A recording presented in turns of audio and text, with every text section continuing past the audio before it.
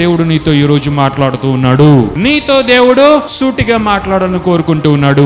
ఈ ఆత్మీయ జీవితాన్ని ఈ రోజు పలకరిస్తూ ఉన్నాడు. ఆయన రిపేర్ చేయాలనుకుంటూ ఉన్నాడు. నీకు సరి అయిన వాక్యాన్ని ఈ దినమున దేవాతి దేవుడు ఇవ్వాలని కోరుకుంటూ ఉన్నాడు. దేవుడు అంటూ ఉన్నాడు, నీవు నీ జీవితంలో అవస్థలు పడి అనేకమైన ఆత్మీయ పాఠములు నీవు నేర్చుకోవాల్సిన అవసరం లేదు.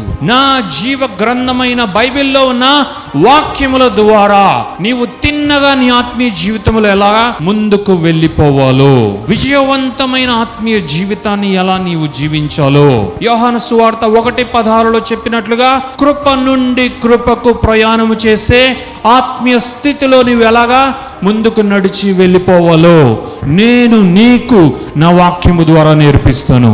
నేను మీ అందరికీ నా వాక్యమన్న పునాదుల ద్వారా అత్యున్నతమైన ఆత్మీయ జీవితాన్ని కట్టుకోవాలో నేను నేర్పిస్తాను.